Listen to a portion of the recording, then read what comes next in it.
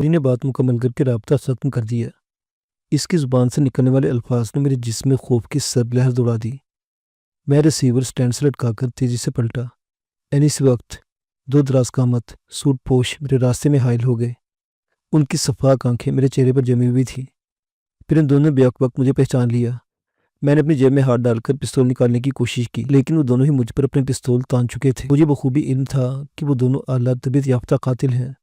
ہتھیاروں کے استعمال میں ان کی مہارت پر شک کرنا خوش فہمی ہوتی، اور میں اس خوش فہمی کا متحمل نہیں ہو سکتا تھا۔ ڈولی کی گفتگو سے بھی یہ ظاہر ہو چکا تھا کہ انہیں میرے قتل کی ڈیوٹی سونپی گئی ہے، اور ان دونوں نے وہ پستول مجھے دھمکانے کے لیے نہیں بلکہ میرا جسم چھلنی کرنے کے لیے تان رکھے ہیں۔ میرے پاس شاید لمحے بھر سے بھی کم مہلت تھی۔ اگر میں اس مہلت سے فائدہ نہ اٹھا پاتا تو اگلا لمحہ میرے لیے موت کا پیغام ثابت ہوتا۔ میں نے پوری قوت سے اپنے جسم کو فضا میں اچھالا۔ اس کے ساتھ ہی میرے دونوں پاؤں برق رفتاری سے حرکت میں آ گئے۔ میرے دائیں پاؤں کی کک دائیں طرف والے پستول بردار کے بازو سے زبردست قوت سے ٹکرائی، جبکہ بائیں پاؤں کی ٹھوکر دوسرے پستول بردار کی پسلیوں سے ٹکرائی۔ میری یہ کارروائی اتنی بے ساختہ اور بروقت تھی کہ وہ پستول کا ٹریگر دبانے کی خواہش پر بھی عمل نہ کر سکے۔ کک کی ضرب سے دائیں طرف والے حملاور کے ہاتھ سے پستول چھوٹ کر دور جا گرا، جبکہ دوسرا ایک ہولناک چیخ مار کر اپنا سینہ پکڑنے پر مجبور ہو گیا۔ پستول اب بھی اس کی گرفت میں تھا، لیکن درد و کرب کی شدت نے اسے وقتی طور پر سب کچھ فراموش کرنے پر مجبور کر دیا تھا۔ اپنے اہداف پر کارگر حملہ کر کے میں ایک بار پھر اپنے پیروں پر آن کھڑا ہوا، لیکن میں نے خود کو سنبھلنے کی مہلت نہیں دے سکتا تھا۔ میں نے برق رفتاری سے خود کو بائیں پاؤں کی اڑی پر گھماتے ہوئے پستول بردار مضروب کی پنڈلیوں کے پچھلے حصے پر سوئپ لگائی۔ وہ ایک جھٹکے سے اچھلا اور کمر کے بل پختہ فرش سے ٹکرا گیا۔ تصادم اتنا شدید تھا کہ اس کے حلق سے ایک اور اذیت ناک چیخ برآمد ہوئی۔ وہ بھی پستول پر اپنی گرفت کھو بیٹھا۔ میں نے ٹھوکر مار کر پستول اس کے پاس سے دور پھینک دیا۔ اس کی طرف سے قدرے مطمئن ہونے کے بعد میں دوسرے شخص کی جانب متوجہ ہوا، لیکن اس دوران وہ خود کو سنبھالے اور میری زد سے باہر نکلنے میں کامیاب ہو چکا تھا۔ میں نے اسے تیزی سے اپنے پستول کی طرف بڑھتے دیکھا۔ قبل اس کے کہ میں کچھ کر پاتا، اپنا پستول ایک بار پھر قبضے میں کر چکا تھا۔ اس سے پہلے کہ مڑ کر مجھے نشانہ بناتا، میں نے ایک طویل جس لگائی اور اس چوڑے ستون کے عقب میں جا پہنچا جس پر ٹیلی فون نصب تھا۔ پستول بردار میرے ہاتھوں عزیمت اٹھانے پر اس قدر مشتعل تھا کہ اس نے بلا توقع فائر کھول دیا۔ یہ کے بعد دیگری 3-4 گولیاں ستون سے ٹکرائی۔ ان گولیوں یقیناً ٹیلی فون کے پرخچے اڑا دیے ہوں گے۔ اس اسلحے میں مجھے اپنا پستول نکالنے کا موقع مل گیا۔ گولیاں ضائع جاتے دیکھ کر پستول بردار کو اپنی حماقت کا احساس ہوا ہوگا، جس سے فائرنگ روک دی، لیکن وہ پستول یقیناً اس کے نشانے پر ہوگا جس کی آڑ میں چھپا ہوا تھا۔ میرے جسم کے کسی بھی حصے کی جھلک دیکھنے کے لیے ہی مجھے نشانہ بنا سکتا تھا۔ وہ محض چند لمحوں میں میرے پہلو میں پہنچ کر بھی مجھے نشانہ بنا سکتا تھا، جبکہ اس دوران میں اس کا ساتھی بھی خود کو سنبھال کر اس مارکے میں شامل ہو سکتا تھا۔ وہ دونوں بآسانی مجھے گھیر کر مار سکتے تھے۔ میرا ذہن تیز رفتاری سے اس خطرناک صورتحال سے نجات حاصل کرنے کی ترکیب سوچ رہا تھا۔ اگلے ہی لمحے میں نے اپنی جیکٹ اتاری اور اسے ستون کی اوٹ سے فضا میں لہرا دیا۔ اسی وقت فضا میں یکے بعد دیگرے 3 دھماکے گونجے۔ جیکٹ کو لگنے والے ہلکے سے جھٹکے سے اندازہ ہوا کہ ان میں سے کم از کم ایک ضرور جیکٹ کو چھید کر گئی ہے۔ قدرے توقع کے بعد میں نے ایک بار پھر جیکٹ فضا میں لہرائی۔ اس بار صرف ایک گولی چلی، لیکن وہ جیکٹ کو نشانہ بنانے میں ناکام رہی۔ میرے اندازے کے مطابق اس چاندماری کے نتیجے میں نشانجی کی پستول کا میگزین خالی ہو چکا تھا۔ اگر میں یہ سنہری موقع ضائع کر دیتا تو یہ سیدھی سادی خودکشی ہوتی۔ میں بجلی کی تیزی ستون کے عقب سے نکلا۔ پستول میں نیا میگزین چلا چکا تھا، لیکن میں نے اس بار اسے ٹریگر دبانے کی مہلت نہ دی۔ میرے پستول سے نکلنے گولی اس کی گردن کے آر پار ہو گئی اور دوسری گولی اس کے سینے پر لگی۔ اس کے حلق سے ایک بے ہنگم چیخ برآمد ہوئی اور لڑکھڑا کر منہ کے بل پختہ فرش پر ڈھیر ہوتا چلا گیا۔ پستول اس کے ہاتھ سے پہلے ہی نکل چکا تھا۔ اس کی طرف سے بے فکر ہو کر میں اس کے ساتھی کی طرف متوجہ ہوا۔ اس دوران میں وہ نہ صرف خود کو سنبھال چکا تھا بلکہ اس نے اپنا پستول بھی قبضے میں کر لیا تھا۔ سب سے زیادہ تشویشناک بات یہ تھی کہ وہ پستول اٹھا کر ایک بڑے سے گملے کے پیچھے جا چھپا تھا۔ وہ کسی بھی لمحے مجھے گولی کا نشانہ بنانے والا تھا۔ میں نے ایک بار بھی ٹیلی فون بوتھ والے ستون کی آڑ میں پناہ لینے کے بارے میں سوچا، لیکن میری چھٹیس بتا رہی تھی کہ وہ شخص مجھے اتنی مہلت نہیں دے گا۔ اسے فوری طور پر گولی چلانے سے روکنے کا میرے پاس ایک ہی طریقہ تھا، جس پر میں نے فوراً عمل کر ڈالا۔ میری چلائی ہوئی گولی اس کے گملے سے ٹکرائی جس کے عقب میں وہ مورچہ بند تھا۔ اس کے ساتھ ہی میں الٹے قدموں ستون کی جانب بڑھ رہا تھا۔ دوسری گولی بھی گملے سے ٹکرا کر اچٹ گئی۔ تیسری گولی چلانے کے ساتھ ہی میں ستون کے عقب میں پہنچ چکا تھا۔ اب ہم دونوں ہی محفوظ جگہوں پر پہنچ چکے تھے۔ خود کو خطرے میں ڈالے بغیر ہم میں سے کوئی بھی دوسرے کو گولی کا نشانہ نہیں بنا سکتا تھا۔ میں فوری طور پر خطرے کی زد سے باہر تھا، لیکن بات اتنی سادہ نہیں تھی۔ میرے پستول کا میگزین خالی ہو چکا تھا اور میرے پاس صرف ایک فاضل میگزین بچا تھا۔ اگر میں ان 8 گولیوں میں اپنے دشمن کا شکار نہ کر پاتا تو پھر مجھے شکار ہونے سے کوئی نہیں بچا سکتا تھا۔ میں نے پستول میں نیا میگزین لگایا۔ میری جیکٹ اب بھی قدموں میں پڑی تھی۔ میں نے اپنے حریف کی گولیاں ضائع کرانے کے لیے ایک بار بھی جیکٹ لہرانے کا حربہ آزما ڈالا، لیکن اس بار میری یہ چالاکی کارگر نہ ہو سکی۔ وہ شاید پہلے میری طرف سے اس کارگزاری کی توقع کر رہا تھا۔ وہ کسی خونخوار درندے کی مانند گھات لگائے میری طرف سے کسی غلطی کے ارتکاب کا منتظر تھا۔ کچھ ایسی ہی کیفیت مجھ پر بھی طاری تھی، اور گزرتا لمحہ حالات کی سنگینی میں اضافہ کرتا جا رہا تھا۔ میرے اعصاب کا کھچاؤ بھی برداشت سے باہر ہو چلا تھا۔ یہ سب قتل و غارت گری اور آتش و آہن کا کھیل کسی جنگل میں نہیں بلکہ کلفٹن کے بارونق علاقے میں ہو رہا تھا۔ کسی بھی لمحے فائرنگ کی آواز سن کر کونے خدرے میں دبک جانے والی پولیس کے اہلکاروں کو اپنی کارکردگی دکھانے کا شوق چڑھ سکتا تھا۔ وہ بغیر کسی توقف کے فائر کھول دیتے۔ میں اس پستول اور گنتی کی چند گولیوں کے ساتھ اپنا دفاع نہیں کر سکتا تھا۔ مجھے یقین تھا کہ مجھے گرفتار کرنے کے بجائے پولیس مقابلے کے نام پر اگلے جہاں روانہ کرنے کو زیادہ بہتر سمجھتے۔ مجھے جلد از جلد وہاں سے فرار ہو جانا چاہیے تھا، لیکن کیا میری طاق میں بیٹھا وہ شخص مجھے اس کی مہلت دیتا؟ میں کسی فیصلے پر نہیں پہنچ پا رہا تھا، تب ایک جانی پہچانی غراہٹ میرے کانوں میں پہنچی۔ میرے ساتھی کو بالآخر میری حالت پر رحم آ گیا تھا۔ جہاز نے پجیرو فٹ پاتھ پر چڑھا دی تھی۔ گاڑی کا رخ یقیناً میری جانب رہا ہوگا۔ میرا یہ اندازہ درست ثابت ہوا۔ چند ہی لمحوں میں پجیرو کے انجن کی آواز بہت قریب آ گئی، پھر وہ استون کے بالکل ساتھ آ کر ٹھہر گئی۔ عمیر نے میری جانب والا دروازہ کھول دیا۔ میں پلک جھپکتے ہی گاڑی کے اندر گھستا چلا گیا۔ جلدی سے یہاں سے نکل چلے، میں نے مضطرب لہجے میں کہا۔ ریاض نے گاڑی آگے بڑھا دی، لیکن اس کا رخ سڑک کی جانب نہیں تھا۔ یہ کیا کر رہے ہیں آپ؟ میں نے ریاض سے پوچھا، لیکن اس نے سنی انسنی کر دی۔ پجیرو کا رخ بدستور گملے کی جانب رہا تھا، جس کے عقب میں دوسرا حملہ پوشیدہ تھا۔ میں نے اسے مزید ٹوکنے کی کوشش نہیں کی۔ پجیرو مست ہاتھی کی طرح جھومتی ہوئی گملے کے پاس پہنچی۔ وہ شاید اس دوران میں اس صورتحال کا اندازہ لگا چکا تھا۔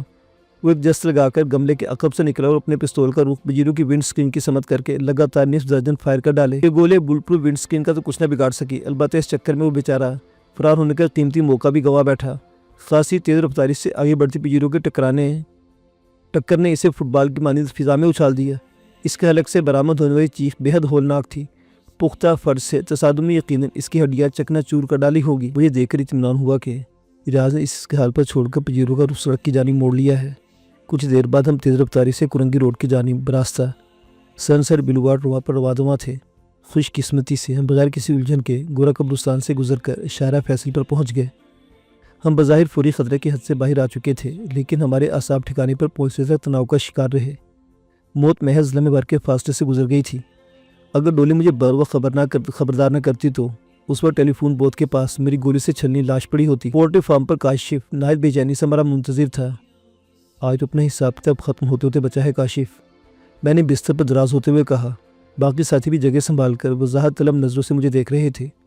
میں نے مختصر لیکن جامع الفاظ میں دن بھر کی کارروائی کاشف کے گوش گزار کر ڈالی۔ ڈولی سے میری گفتگو کا علم خلیل، عمیر اور ریاض کو بھی نہیں تھا، لہٰذا ان کی حیرت بھی قابل دید تھی۔ یہ تو بڑی عجیب و غریب بات بتائی تم نے، کاشف نے کہا۔ اس میڈم ڈولی کو تم سے اتنی ہمدردی کیسے ہو گئی؟ اس نے تمہاری جان بچانے کے لیے اپنے ساتھیوں کو موت کی وادی میں دھکیل دیا۔ حیرت تو مجھے بھی ہے۔ یہ درست ہے کہ وہ بڑے والہانہ اور پرخلوص انداز میں مجھ سے باتیں کرتی تھی، لیکن میں نے اسے ہمیشہ اس کا پیشہ ورانہ ہتھ کنڈا ہی سمجھا۔ خدا جانے اس نے اپنے گروہ کے مفاد کے خلاف یہ سنگین پیش قدمی کیوں کی۔ اس نے یہ کارنامہ انجام دے کر آپ کی زندگی تو بچا لی، لیکن اب وہ خود خطرے کی زد میں ہے۔ خلیل کی باتیں میں چکا دیا۔ اس گروہ کے کارکنوں کا آپ کے تعاقب میں آنا اور پھر آپ کو قتل کرنے کی کوشش میں خود قتل ہو جانا ڈولی کو شک کی زد میں لا سکتا ہے، بلکہ میں تو یہاں تک کہوں گا وہ یقینی طور پر مشکوک قرار پائے گی۔ یہ بھی تو ممکن ہے وہ اپنے کارندوں کی ہلاکت کو ان کی ناقص کارکردگی اور ہماری چابک دستی کی علامت سمجھے، میں نے کمزور لہجے میں کہا۔ خلیل کی بات کو سنی انسنی کرنا آسان نہیں تھا۔ خلیل نے افہیم میں سر ہلا کر کہا، آپ یہ فراموش کیوں کر رہے ہیں کہ وہ عام سے سیدھے سادے لوگ نہیں بلکہ بین الاقوامی سطح کے پیشہ ور مجرم ہیں۔ اپنے دو سرگرم و مستعد کارکنوں کی موت نے انگاروں پر لوٹنے پر مجبور کر دیا ہوگا۔ وہ یقیناً اس واقعے کے تمام پہلوؤں کا گہری نظر سے جائزہ لیں گے۔ آپ نے سپر اسٹیٹ ایجنسی کے کارکن کی حیثیت سے ڈولی کے فلیٹ کا معائنہ کیا۔ وہ دونوں مسلح افراد وہیں سے آپ کے پیچھے لگے تھے۔ پھر آپ نے اسٹیٹ ایجنٹ کی حیثیت سے ڈولی سے بات کی۔ ڈولی نے آپ کو خطرے سے آگاہ کرنے کے لیے اپنے ساتھ موجود شخص کے سامنے آپ کو اسٹیٹ ایجنٹ تسلیم کر کے آپ کو گزرنا پہنچانے کی استدعا کی۔ اس کے فوراً بعد دونوں افراد مارے گئے۔ اس سے صاف ظاہر ہے کہ آپ کا کسی اسٹیٹ ایجنسی وغیرہ سے کوئی تعلق نہیں۔ مجھے یہ تو علم نہیں کہ اس نام کی کوئی اسٹیٹ ایجنسی موجود بھی ہے ہی نہیں۔ وہ لوگ اسے کھنگال ڈالیں گے اور ثابت ہو جائے گا کہ اس کی طرف سے کسی کو فلیٹ کا سودا کرنے کے لیے نہیں بھیجا گیا۔ ایسے میں سوال اٹھے گا کہ کسی نے اور کیوں ڈولی کو خفیہ نمبر پر فون کیا اس کا ڈولی سے کیا تعلق ہو سکتا ہے؟ خلیل کی مدلل گفتگو دل کو لگتی تھی اور ڈولی نے مجھ پر جو احسان کیا تھا اس کے پیش نظر اس کے ممکنہ خطرے کی زد میں آنے کا تصور خاصا پریشان کن تھا۔ لیکن جہاں تک میرا اندازہ ہے اس گروہ میں ڈولی خاص معتبر مقام کی حامل ہے۔ اگر اسے اپنے خطرے کی زد میں آنے کا خدشہ ہوتا تو کوئی ایسی جسارت نہ کرتی، میں نے کہا۔ خلیل نے میری بات کو براہ راست تردید نہیں کی، لیکن وہ زیادہ قائل نظر نہیں آ رہا تھا۔ یہ خطرہ تو اپنی جگہ، لیکن اگر ان لوگوں نے ڈولی اور آپ کی گفتگو ریکارڈنگ سن لی تو پھر کسی شک و شبے کی گنجائش ہی نہیں رہے گی، اور یہ کوئی مشکل بات نہیں ہے۔ وہ پھر تو واقعی ڈولی کی گردن میں پھندا پڑ جائے گا۔ میں نے اس سے اپنے اصل نام کے ساتھ بات کی تھی۔ مسئلہ یہ ہے کہ ہم اس صورتحال میں ڈولی کی کوئی مدد بھی نہیں کر سکتے، کیونکہ اس کے موبائل فون نمبر کے علاوہ ہمارے پاس اس کا کوئی اتا پتہ نہیں، اور موبائل فون پر اس سے پہلے ہی رابطہ مخدوش ہو چکا ہے۔ ڈولی اس گروہ تک پہنچنے کے لیے واحد رابطے کی حیثیت رکھتی ہے۔ اگر ہم رابطہ کھو بیٹھے تو شاید کبھی ان لوگوں تک نہیں پہنچ پائیں گے، اور ہمیں اشرف اور عمیر کو فراموش کرنا پڑے گا۔ میری بات سن کر کمرے میں تشویش سے بھرپور خاموشی طاری ہو گئی۔ بالآخر خلیل نے گفتگو آگے بڑھائی۔ اگر آپ لوگ اجازت دیں تو میں ایک تجویز پیش کرنا چاہوں گا۔ آپ کے ذہن میں جو بھی بات ہے بلا جھجک بتائیں۔ آپ کو کسی قسم کی اجازت کی ضرورت نہیں ہے، اب آپ ہم میں سے ایک ہیں۔ کاشف نے اس کی حوصلہ افزائی کرتے ہوئے کہا۔ خلیل نے ایک نظر ہم سب پر ڈالی، پھر گویا ہوا۔ ہم لوگ اس نتیجے پر پہنچ چکے ہیں کہ دانش بھائی کا فی الوقت ڈولی سے رابطہ کرنا ڈولی کے لیے خطرناک ثابت ہو سکتا ہے۔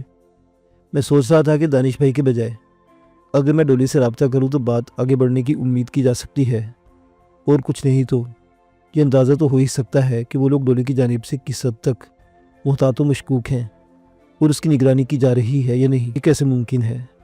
میں نے وضاحت طلب نظروں سے خلیل کو دیکھا۔ آپ اس سے کس حیثیت سے بات کریں گے؟ کیا بات کریں گے؟ کیا وہ یا اس کے گروہ کے دیگر ارکان آپ سے بات کرنے پر آمادہ ہو جائیں گے؟ میں ڈولی سے اپنی اصل حیثیت یعنی اشتیاق کے باغی اور منیب ساتھی کی حیثیت سے بات کروں گا۔ یہ تو آپ سب جانتے ہی ہیں کہ وہ دونوں گروہ ایک دوسرے کا خاتمہ کرنے کے لیے بےتاب رہتے ہیں۔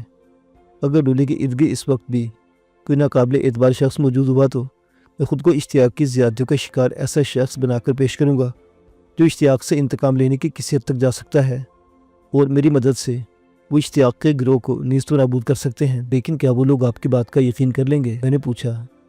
میں اس کی تجویز کے قابل عمل ہونے یا نہ ہونے کے بارے میں غور کر رہا تھا۔ انہیں میری بات کا اعتبار کرنا پڑے گا، کیونکہ میری زبان سے نکلنے والا ہر لفظ تقریباً سچ ہوگا۔ میں نے بتاؤں گا کہ ڈولی کے فلیٹ پر آنے والے اور پہ ان کے کارندوں کو ٹھکانے لگانے والے دراصل اشتیاق کے بھیجے ہوئے تھے۔ اس طرح ان لوگوں کا ڈولی پر اعتماد بھی بحال ہو جائے گا۔ خلیل کی تجویز خاصیت تک قابل عمل تھی، لیکن اس کی کامیابی کا دار و مدار اس پر تھا کہ ڈولی کے گروہ کے سرکردہ افراد ہماری مرضی کے مطابق رد عمل کا مظاہرہ کرتے، اور اگر انہوں نے پوچھ لیا کہ ڈولی کے موبائل فون کا نمبر آپ کے پاس کیسے آیا تو آپ کیا جواب دیں گے؟ میں نے سوال کیا۔ خلیل نے جواب میں شانے چکا دیے۔ میرا خیال ہے اتنا بڑا مسئلہ نہیں، میں کر سکتا ہوں، یہ نمبر اچھے وقتوں میں خود اشتیاق نے مجھے دیا تھا۔ خلیل مزید نہ جانے کیا کچھ کہہ رہا تھا، لیکن میرے ذہن میں اچانک جھماکے سے ہونے لگے۔ میرے دماغ نے تیز رفتاری سے ایک منصوبہ پروان چڑھ رہا تھا۔ ٹھہرے، میں بتاتا ہوں آپ کو اس فون نمبر کے حوالے سے کیا جواب دینا ہے، میں نے پرجوش لہجے میں کہا۔ آپ کی تجویز بہت شاندار ہے، اسے مزید آگے بڑھا کر ہم ایک چیز سے دو شکار کر سکتے ہیں۔ اگر ڈولی واقعی میری سچی ہمدرد ہے تو وہ بھی ہمارا ساتھ دے سکتی ہے۔ میری تو بالکل سمجھ نہیں آ رہا کہ تم کیا کہہ رہے ہو، کاشف نے کہا۔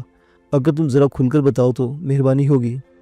دیکھے، ہوگا یوں کہ خلیل بھائی فون پر ڈولی سے بات کریں گے اور اسے یقین دلانے کی کوشش کریں گے کہ اب ان کی زندگی کا مقصد اشتیاق کو زیادہ سے زیادہ ذکر پہنچانا ہے، اور یہ کہ اگر وہ لوگ انہیں اپنے گروہ میں شامل کر لے تو اشتیاق کی گروہ کی تقریباً تمام ٹھکانوں کے پتے ان کے حوالے کر سکتے ہیں۔ ظاہر ہے وہ لوگ اتنی آسانی سے خلیل بھائی کی باتوں کا اعتبار نہیں کریں گے، چنانچہ ان کا اعتماد حاصل کرنے کے لیے یہ رضاکارانہ طور پر اشتیاق کی گروہ کے تمام بڑے ٹھکانوں کے پتے ان کے حوالے کر دیں گے۔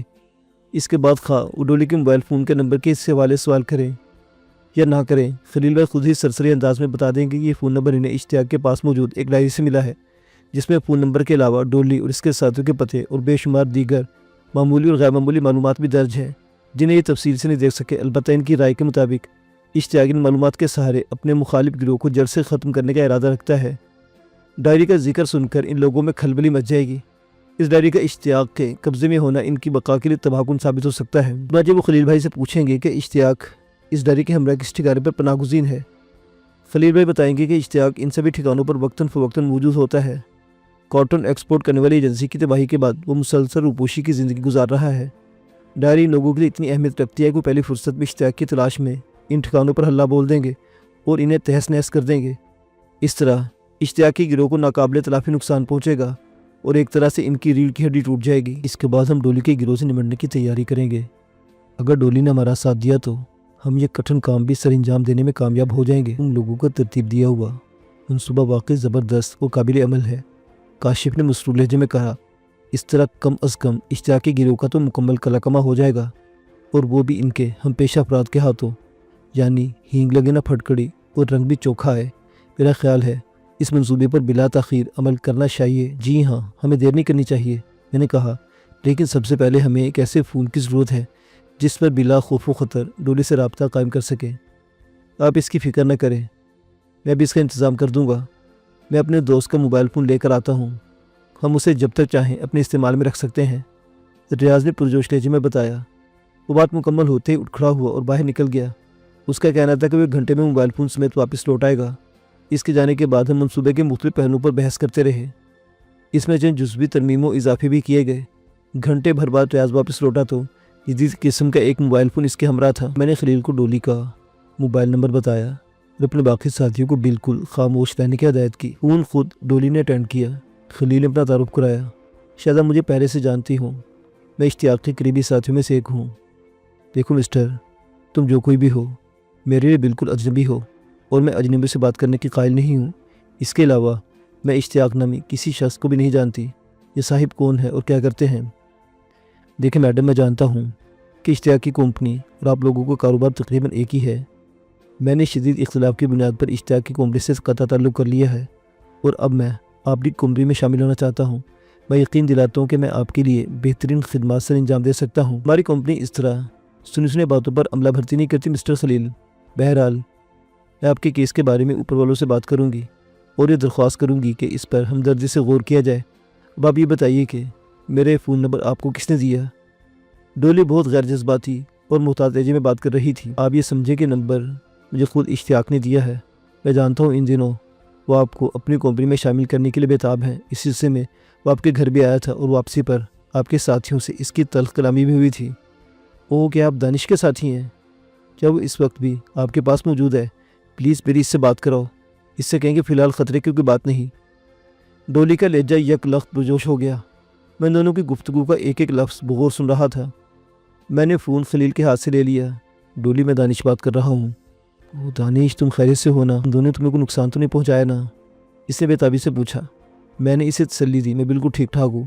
تمہاری بروقت مدد نے مجھے بچا لیا، ورنہ آج میرا کام تو ہو گیا تھا۔ ان دونوں کو تمہیں دیکھتے ہی قتل کر دینے کے احکامات دیے گئے تھے۔ مجھے یقین تھا کہ تم اپنا دفاع کر کے اور ان دونوں کو جہنم رسید کرنے میں کامیاب ہو جاؤ گے، اور میرا یہ یقین درست ثابت ہوا۔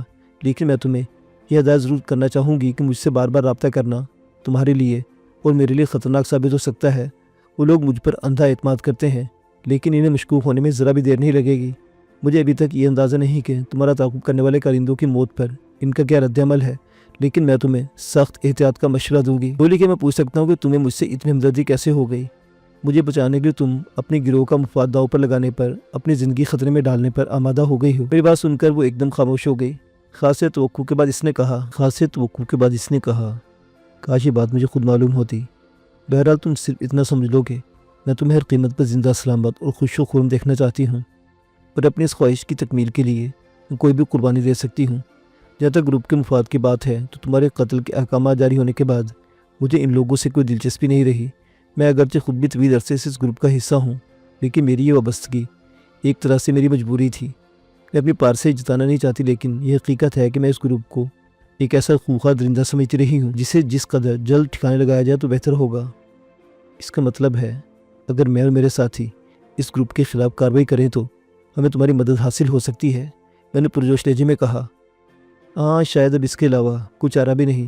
اگر یہ لوگ اس سرگرمی سے تمہیں تلاش کرتے رہے تو تم بالآخر ان کا نشانہ بن جاؤ گے۔ اس کے بعد شاید مجھے بھی اپنی زندگی سے کوئی دلچسپی نہ رہے۔ ڈولی کے لہجے میں مسرت و یاس کی عجیب سی کیفیت تھی۔ میری سمجھ میں نہیں آ رہا تھا کہ اس کی یہ باتیں سن کر کیا رد عمل ظاہر کروں۔ مجھے شدید خفت محسوس ہو رہی تھی، سوچا میں نے جلدی سے بات بدل دی۔ ہم لوگوں نے ان دونوں گروہوں کو زیادہ سے زیادہ نقصان پہنچانے کے لیے حکمت عملی ترتیب دی ہے، لیکن سب باتیں فون پر نہیں ہو سکتی۔ میں تم سے جلد ملنا چاہتا ہوں۔ تم بتاؤ کہ ہم کہاں ملاقات کر سکتے ہیں؟ تمہارے کہیں آنے جانے پر کوئی پابندی تو عائد نہیں؟ میں اپنی مرضی سے بغیر کسی روک ٹوک کے جہاں چاہوں آ جا سکتی ہوں، لیکن ملاقات کی جگہ کا تعین تم کرو تو زیادہ بہتر ہوگا۔ تم جب اور جہاں کہو گے میں پہنچ جاؤں گی۔ کیا تم اب سے ٹھیک 2 گھنٹے بعد سوراب گوڑ پہنچ سکتی ہو؟ میں نے پوچھا۔ ڈولی نے اس بات میں جواب دیا۔ میں نے اسے 2 گھنٹے بعد سوراب گوڑ کے قریب ایک مخصوص مقام پر پہنچنے کی ہدایت کی اور رابطہ منقطع کر دیا۔ میرے ساتھی ہماری گفتگو کا متن خاص حد تک سمجھ چکے تھے۔ میں نے انہیں پوری صورتحال بتا دی اور ان کا مشورہ مانگا۔ صرف ایک بات، ہم ان خاتون پر کس حد تک بھروسہ کر سکتے ہیں؟ ممکن ہے کسی جذباتی کیفیت میں آپ کی زندگی بچانے کی کوشش کی ہو، لیکن کیا وہ اپنے گروہ کے خاتمے کے لیے ہماری مدد کرنے پر آمادہ ہو جائیں گی؟ ممکن ہے اس کے گروہ کے افراد بھی اس کے تعاقب میں چلے ہیں۔ خلیل نے کہا، میں ذاتی طور پر ڈولی کو قابل اعتماد سمجھتا ہوں، لیکن میں آپ کے خدشات کو بے بنیاد قرار نہیں دے سکتا۔ اس کے باوجود ہمیں یہ خطرہ مول لینا ہی پڑے گا۔ البتہ میں احتیاطاً یہ ضرور کریں گے کہ اس دوران میں ہم دونوں مسلسل آپ لوگوں کی نظروں میں رہیں، تاکہ ضرورت پڑنے پر آپ فوری طور پر ہماری مدد کو پہنچ سکیں۔ معزز سامعین و ناظرین، اگلی آنے والی قسط اس داستان کی آخری قسط ہوگی اور اگلی داستان آپ کی خدمت میں پیش کریں گے للکار سیزن 2 کی بقیہ اقساط۔ اگر آپ نے ہمارے چینل پر للکار کی سٹوری سن رکھی ہے تو للکار 2 بھی ضرور سنی ہوگی، لہٰذا اگر آپ چاہتے ہیں کہ اس کہانی کو سمجھ سکے تو للکار 2 کی شروع والی اقساط سن لیں۔ ہم آگے کی کہانی آئندہ آپ کی خدمت میں پیش کریں گے۔